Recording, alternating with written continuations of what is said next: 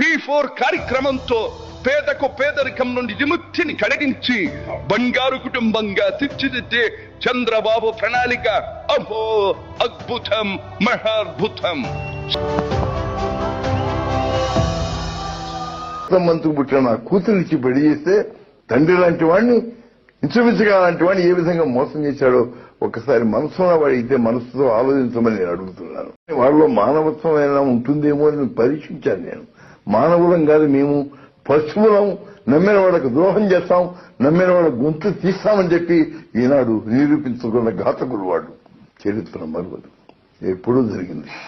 ఒకప్పుడు మరి మొఘల్ సామ్రాజ్యం టైంలో ఆ రోజున తండ్రిని జైల్లో పెట్టి అన్నాన్ని చంపించాడు ఔరంగజీబ్ అన్నారు.